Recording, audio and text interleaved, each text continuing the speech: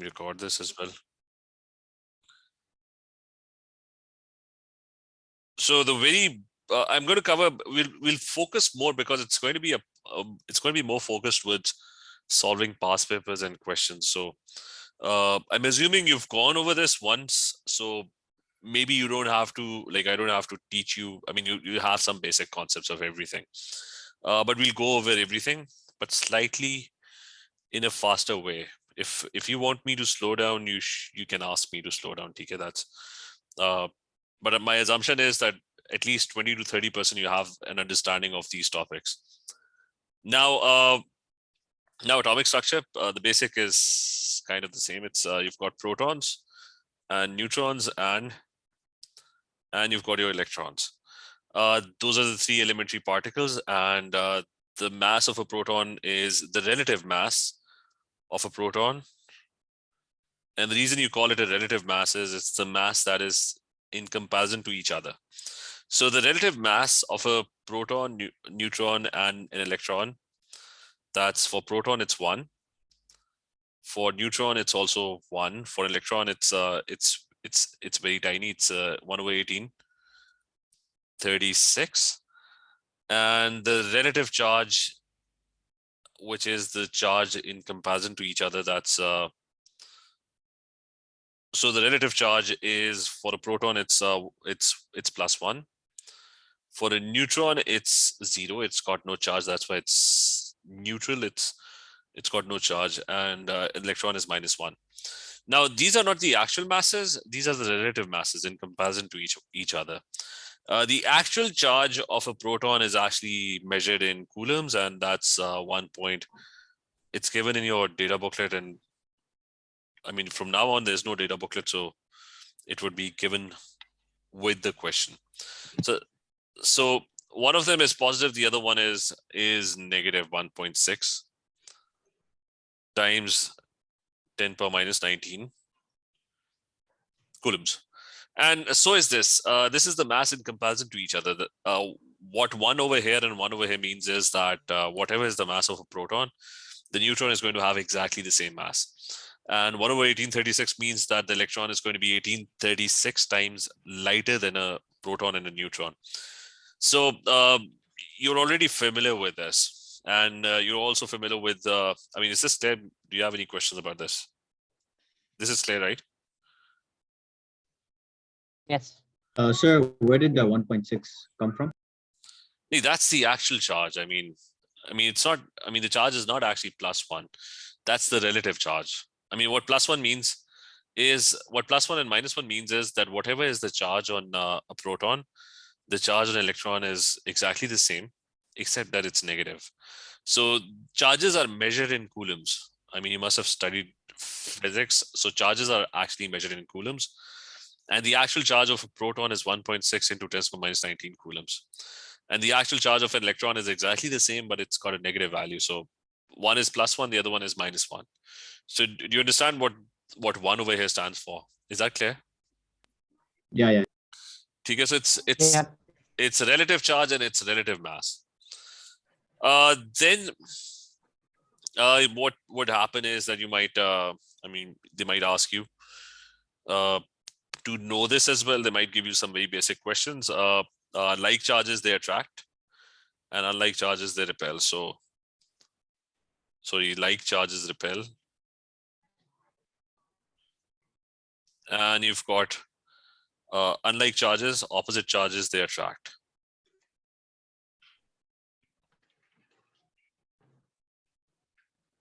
So opposite charges, they attract. They usually give this question where there are 2 plates. One of them is positively charged, the other one is negatively charged. So the plates are connected to a battery. One of them is positive, and the other plate is negatively charged.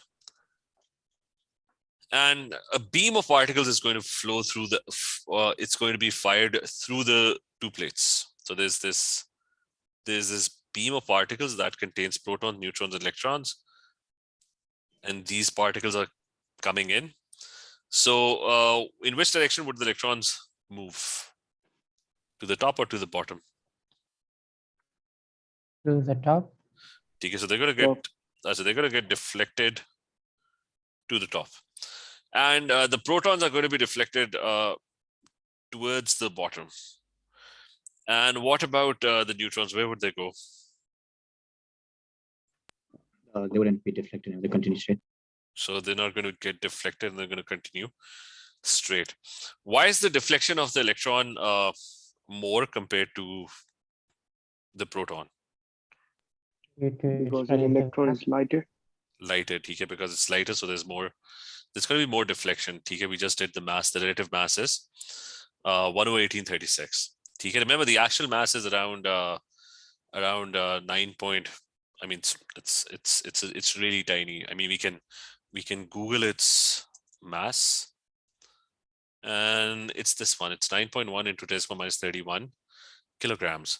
The mass of a proton is going to be 1840 times bigger than this. So the mass of a proton, you don't have to remember these values. So it's 10⁻27 kilograms. So that's tiny as well, but it's much bigger compared to an electron. So that's the first thing. And you'll be asked questions about this. And based on this, you should also remember that the deflection. Remember, the particles are getting deflected. So the deflection is directly proportional to the charge. I mean, which is obvious. Like if a particle has more charge, there's going to be more deflection, right? If the electron had a greater charge, it's going to be even more strongly attracted to the positive plate. And it's inversely proportional to the mass of the particle.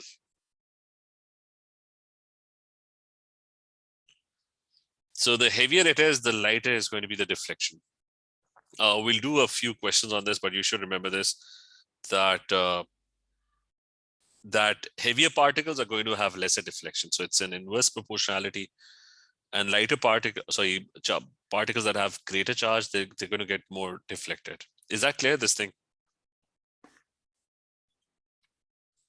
Is this clear? Yes. Yep. So we'll practice a few questions. There's some tricky questions on this thing, but we'll do that later. Otherwise, it's a very simple concept. Actually, I think we should, because we're doing this, we should do one. Let me just open a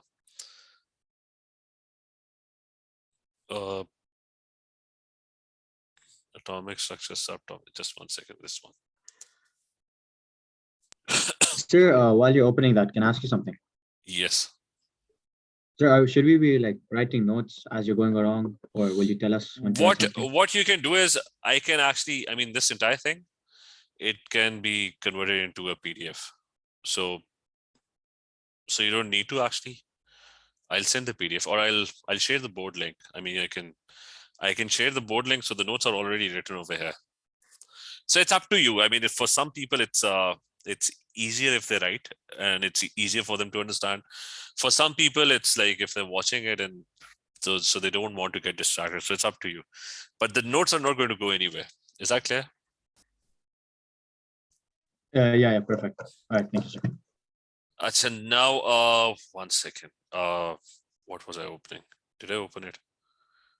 I said this one, I think. Yep. So this one, just wanted to do one tricky question: proton, neutron, electrons. There was one question on particles getting deflected. So yes, it's this one. So I'll just copy this question, and I'll copy this question, and we'll just let me paste it here.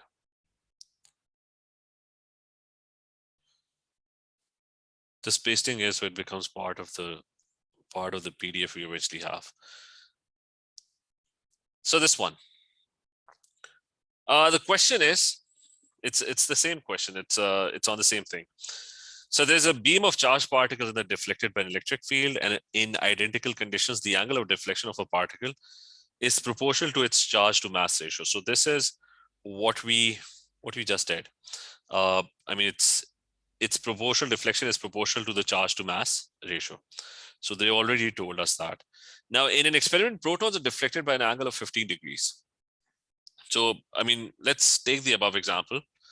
And the protons are getting deflected by an angle of 15 degrees. So let's say this angle over here is 15 degrees. And that's what the question states. And then it says in another experiment under identical conditions, there's a particle Y. So there's a particle Y, and that Y is getting deflected by an angle of -5 degrees. So what that basically means is that if the proton is getting deflected by an angle of 15 degrees, there's some random particle Y. We don't know what that is. So let me just add a green colored line. So there's this random particle Y, and this is getting deflected by an angle of -5 degrees. By what I understand by the term minus is that it must be getting deflected in the opposite direction. So this is particle Y, this green one. Is this clear so far? Is the question clear up till this point? Yep. Yes. Okay, Yes. so proton is getting deflected by an angle of 15 degrees. This Y is getting deflected by an angle of -5 degrees. First thing, what is the charge on Y? It's negative. Negative. So we got that, right? So Y is definitely, by just looking at the diagram, I mean, they didn't tell us, but I figured out the first thing, which is Y must be a negatively charged particle. So it must be negatively charged. So that's one thing. And he's saying what could be the composition of particle Y. So first thing is I've got 3 options. From now on, you're not actually going to get these type of questions. Most past paper questions that you'll do, they'll have these 1, 2, 3 type of questions where multiple answers can be correct. I mean, 1, 2, 3 all can be correct, or 1 or 2 can be correct. They've actually, from now on, they've actually removed these questions. So you'll see them in past papers, but in your exams, you'll just get the ABCD type questions. So, but I mean, it's still a question, so we'll just practice it as it is. So the question is, we figured out Y is negatively charged. So he's saying what could be the composition of Y. So the first thing is Y has got to be negatively charged. So should it have more protons or should it have more electrons? Like More Y electrons. Electrons. it's got to have more electrons. That's why it's going to be negatively charged. So option number 1 is correct. I mean, up till this point that it is negatively charged, right? I mean, that point is correct. And option number 2 is also correct. It's negatively charged. So up till this point that it is negatively charged, that's correct. It can't be option 3. Why? Because that's not negatively charged. Option number 3, it's got more protons and less electrons. So is that clear? That you've got options 1 and 2. Is this clear? Yep. Yes. Yes. I said, now the other thing is, that was just one thing. Now the other thing is, because that does not fulfill all the information that's given in the question. The other thing he told us was that we wrote earlier was that deflection is proportional to charge to mass, right? They told us that deflection is proportional to the charge over mass. So for a proton, what would be this ratio for a proton? Proton has a charge of what? +1, right? And proton has a relative mass of 1, right? Sorry. So proton has a relative mass of 1. So what is the ratio that you're getting? You're getting a ratio of, I mean, it's 1/1, right? 1. So you're getting 1. So when you get a ratio of 1, what is the deflection that you're going to get? It's 15 degrees, right? I mean, he told us the Yes. deflection. He told us that the deflection is going to be 15 degrees. And when is it going to be to 15 degrees? When there's a proton. So the deflection is 15 degrees. I'm going to write it underneath this. So deflection is 15 degrees. And when is it 15 degrees? When the charge to mass ratio is coming out to be 1/1, right? Is that clear? Yep. Yep. Yes. So what about particle Y? The deflection is coming out to be -5 degrees. So if it's coming out to be -5 degrees, what should the ratio be over here? I mean, let's ignore the minus sign because the minus sign just indicates that it's going in the opposite direction. It just indicates that it's negatively charged. So the deflection is coming out to be 3 times less. So the ratio is also going to come out to be 3 times less. So let's just carefully go through this again. Remember, deflection is proportional to charge to mass. He told us that if there's a proton, the deflection is going to be 15 degrees. And for a proton, the charge to mass ratio for a proton would come out to be +1/1. So that's 1/1. And they told us that particle Y is going to have a deflection of 5 degrees. So if you have a deflection of 15 degrees, the ratio comes out to be 1/1. If you have a deflection of 5 degrees, the ratio must come out to be 1/3. It should be 3 times less. Like if the deflection is 3 times less, the ratio should be 3 times less as well. So is this clear, this thing over here? Yep. Yes. Yes. So now I'm going to revisit. So I mean, we took care of the minus sign, right? Because we did understood. I mean, we understood the minus sign very early on that it just meant that it was a negatively charged particle. That just meant that the deflection was happening in the opposite direction.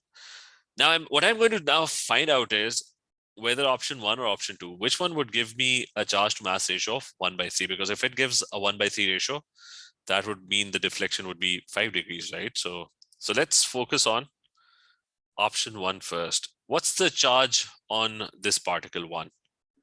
What's the overall charge? There's -1. it's -1. There's -1. one proton and 2 electrons, right? So +1 and 2 minuses, that's a total of -1. What is the mass of this particle? Charge to mass. So what is the mass? Proton has a mass of 1. Okay, neutron 3. also has a mass of 1. So that's 1 + 2, that's 3. And electron has negligible mass, so you can ignore that. It's 1/1840, but you can ignore that. So it's coming out to be 3, right? So you're getting 1/3. The minus sign just indicates that it's happening in the opposite direction, right? So you're getting a ratio of 1/3. So that's fine. What about option number 2? What is the charge on this thing? What is the charge that we're getting? -2. -2. TK, we're getting -2. And what is the mass of this particle? It's 6. 6. and that's again 1/3, right? Yes. Yes. So that means both of these options were correct. The minus sign just indicated that the deflection was happening in the opposite direction. That's it. And the angle 5 degree meant that the deflection, the charge to mass ratio would be 3 times lesser. So it's coming out to be 1/3 over here. It's also coming out to be 1/3 over here. So both options 1 and 2 are correct. So is this question clear? Yes. EG. So remember, this one is a tricky one. It's I mean, some of the questions are like kind of really difficult. I mean, the difficult part is not the question actually. It's not the concept even. It's the comprehension of the question. If you're able to, and that requires practice. There's a lot of room for margin of error, but understanding the question, I mean, it's like 70% of the questions are like easy to do. I mean, if you're good with chemistry, if you're good with your whatever you've studied, you'll be able to do 70% of the questions. But 30% of them, they would be less about your knowledge and more about understanding the question. So like this question, the concept was very simple, but applying the concept, understanding the question was slightly harder to do. So there would be around 30% of the questions of these types, which require practice. So we'll just move on. The other questions are kind of easy. You don't have to. I mean, this one was probably the only difficult one. So So we'll quick question, Dani, is the previous thing all clear, right? Yes. Yeah, everything is clear.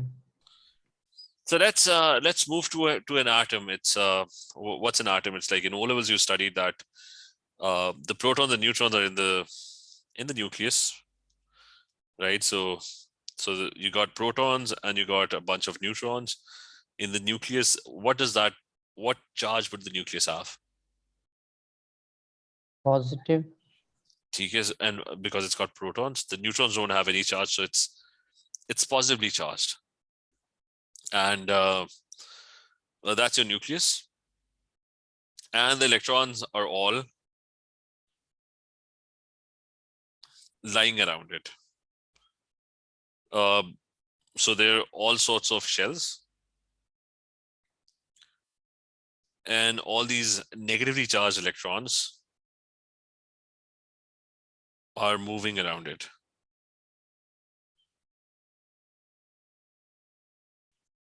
Why are the electrons attracted to the nucleus?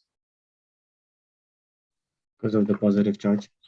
Okay, so the electrons are kind of sticking to the nucleus. So this was the model that you studied in O levels.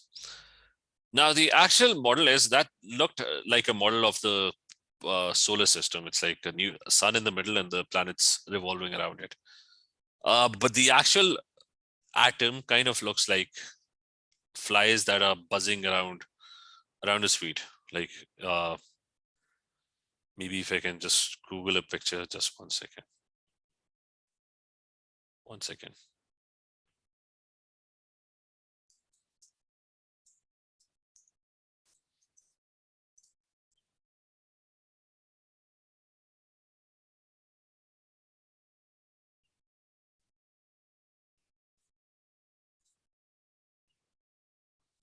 Yeah, actually, I couldn't find a picture. Just forget that. So the actual model, and I'm gonna take a hydrogen atom. So it's not like the perfect orbits and the electrons are like flying around it. It's more like this. It's more of this. Like you got an electron, and the electron is kind of like just buzzing randomly around the nucleus. It's like a fly that's buzzing around it, and with no clear path. Okay, just like if you have sweets and you leave it outside and there are flies that are buzzing around it. So the energetic electron that's just buzzing around it, the negative charge is moving around the nucleus in no clear path. And it appears to an outside observer, it's moving so fast that it appears that it's everywhere in that area. I mean, the negative charge is spread all over the place. So I'm going to pick a hydrogen atom first. The hydrogen atom is one of the simplest atoms. It's got just one proton and one neutron. That's it. So it's got this nucleus with exactly one proton, and so therefore it is obviously a positive nucleus, and it's got this one electron that's around it, and no one has. And this electron this is how this electron, just a second, this is how this electron would be behaving. That this electron would be buzzing around all over the place. It would be sticking to the nucleus. It would be attracted to the nucleus, but the electron is energetic, so it would try to escape. Like if the electron gets enough energy, it could sort of go away or escape the force of attraction. But at the moment, it's just buzzing around, and to an outside observer, like if we try to observe a hydrogen atom, what we see is something like this. What we see is a region around the nucleus where the negative charge is all over the place. So the negative charge of the electron is spread all over the place. So it's like the electron is buzzing around so quickly around the nucleus that the negative charge of the electron can be felt in all the places around the nucleus. Is this idea clear? Yes. Yes. Yes. Okay. So there are multiple ways of thinking of how an electron, because remember, no one has actually seen an electron. when you go and take a picture of a hydrogen atom,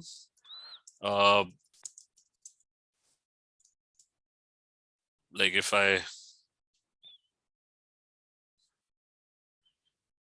so this is, I mean, maybe if we can.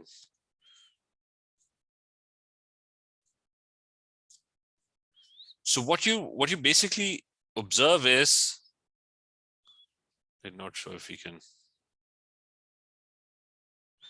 I said, so what you basically observe is, you observe this thing. You don't see an electron. What you see is the negative charge of the electron. That is, there's a negative charge that's sticking to the nucleus.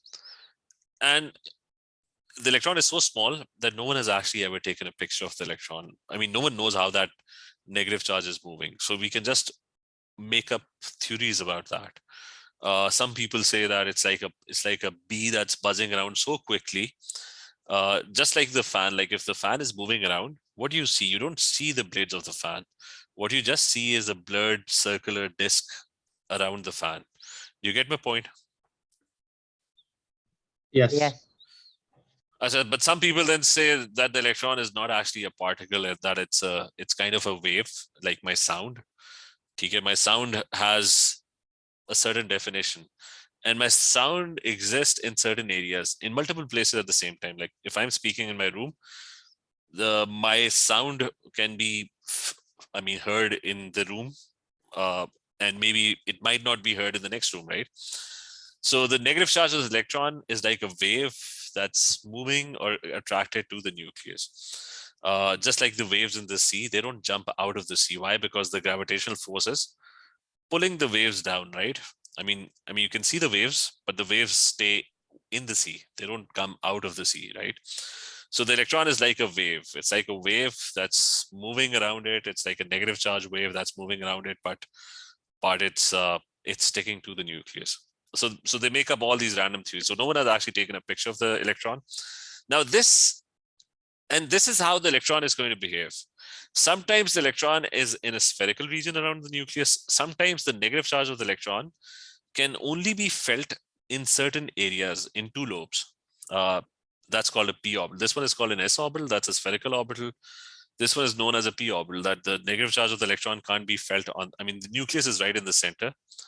The negative charge of the electron can't be felt on either side. There's a d orbital as well. The negative charge of the electron is spread over, like there's a nucleus in the center, and the negative charge of the electron is spread over four lobes around the nucleus, and so on. I mean, there are other orbitals as well. This one is an f orbital. That's it's got even more lobes. So this is basically how the negative charge of the electron is going to be located around the nucleus, and these things are known as orbitals. So we'll quickly move towards orbitals now. From now on, this model is just an overly, yes. What's the question? Sir, do we need to know it, or is it just to visualize? Which one? The shape? Yeah, the shape. You would have to remember the shapes, TK. I mean, the things that I write over here, that's the one that's in your course. That picture was for understanding. Yeah, okay. So you would have to actually remember some of the shapes. So first thing, orbitals. Orbitals are now here's some confusion over here, and the confusion is what happened was that the model of the atom developed over some time. Previously, they thought it was like a solar system. There was a nucleus, and the electron was like orbiting the nucleus. And they thought of it as a solar system, like the sun and the moon and the planets, etc. So they obviously had orbitals. I mean, they had orbits. Now, the problem is that they're still using the same terminology. An orbit is something that, I mean, if there's a circular motion and things are rotating around certain, around a center, right? Now, the thing is that this new model, where's the new model? I mean, this new model over here it's not got it's nothing like an orbit. It's got nothing. There's no similarity between an orbit. I mean, the electron negative charge is over here. So, but since the terms used are derived from there, so you still use those terms. So remember, orbital does not mean an orbit. It has nothing to do with an orbit. It was just that you're still using the old terminology. So just remember, there is no orbit anymore. Okay, so an orbital is basically a region around the nucleus where there's a high probability of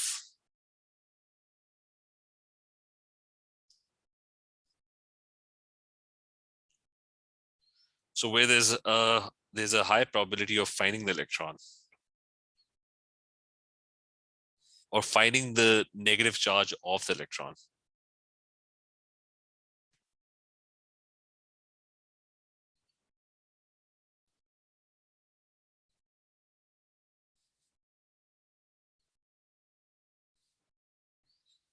So that is what an orbital is. And you've got 4 different types of orbitals.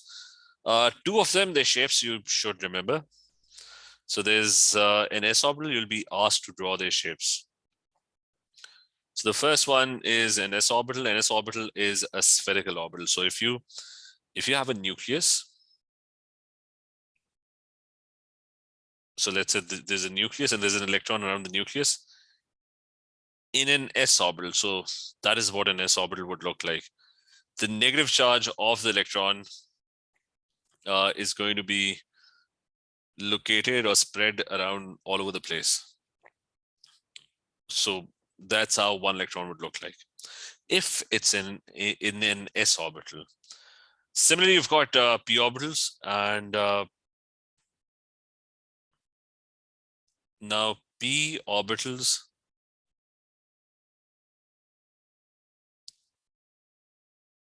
have got 2 lobes. There's a nucleus,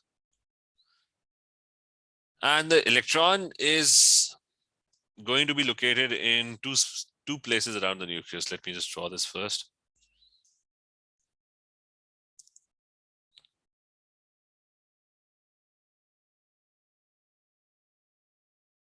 So this is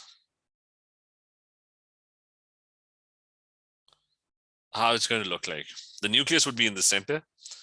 And if the electron is lying in a p orbital, that means the electron and its negative charge can be felt in these areas on either side of the nucleus. So over here in this diagram over here, this was the p orbital and the p orbital can have different directions. Like this is the p orbital. It's the negative charge is over here and over here. You can't feel the negative charge over here. There's no negative charge over here as well. So the electron is only existing in very specific areas around the nucleus. Same is you've got d orbitals. Now remember, you don't need to know the shapes of d orbitals in AS. But the d orbital simply has 4 lobes. I mean, most of them, they have 4 lobes. So if there's an electron in the d orbital, then it's going to be I mean, this part would kind of be the same.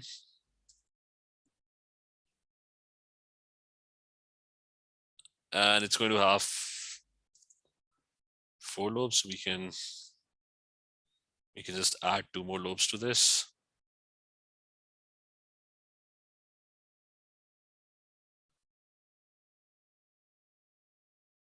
So that is kind of what a d orbital would look like. That the negative charge of the electron is spread over 4 lobes. And you'll have f orbitals as well. I'm not going to draw the f orbitals, but they are going to be f orbitals. I'm just going to write that they're very rare. Most atoms don't have f orbitals, but so what I'm just going to state here is that it's, I mean, we just ignore that. I mean, there's no need for that in AS. But this one is the d orbitals would come in your exams, in your A2 exams in P4. Not right now. But this is what an F would look like, 6 to 8 lobes, a lot of them. So is this thing clear? Orbitals, right? Yes. Yes. Yeah, perfect. So now the thing is that some of these orbitals have types, which means that, I mean, they've got, what I mean by types is they've got directions. Like the s orbital, there's only one type of s orbital because you can rotate it, but it looks exactly the same.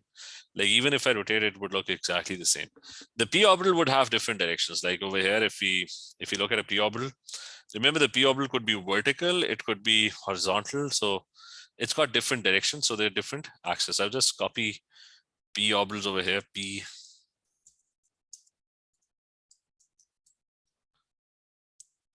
So they're basically three different directions for a p orbital. So what's a better diagram? Just a second. We'll just take this one.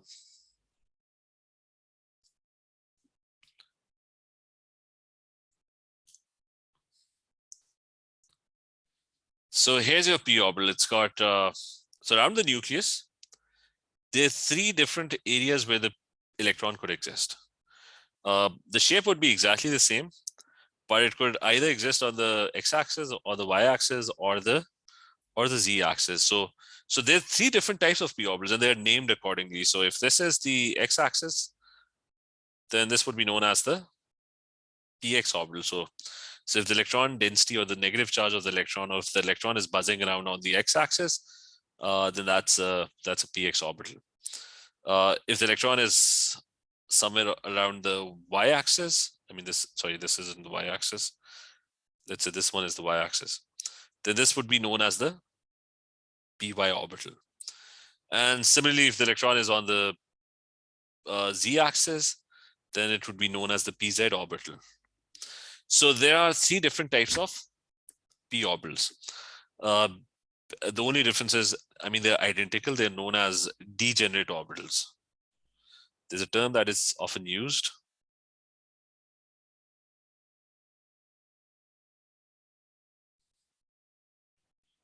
It just means the same type. Everything is the same.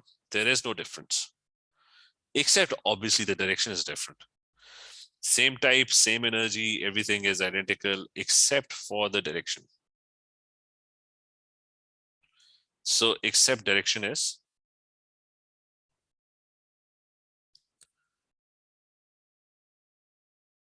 this clear? Yep. Yes. Yes.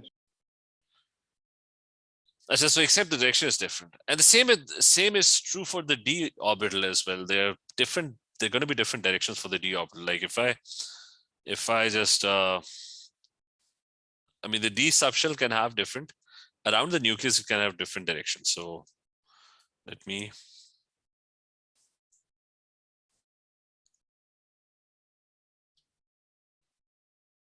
so probably this one. Let's go with this one.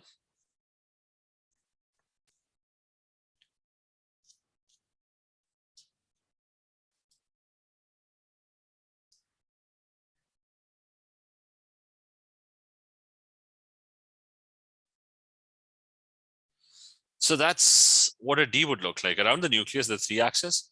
So imagine the electron density on the xy axis. It might be between the xy axis. It might be in the xz plane. It might be in the zy plane, or it might be lying on the. I mean, this one looks different from the others, but generally the shape is like this. Usually it has four lobes. One of them is different, but right now that's an A2. You don't have to remember this in detail, but just the idea that there would be different types of d orbitals. And the same goes for f orbitals. There would be different types of f orbitals as well, because the direction would be different. Otherwise, they don't have any difference. The energy, the type, etc., everything is the same, except for the direction being different.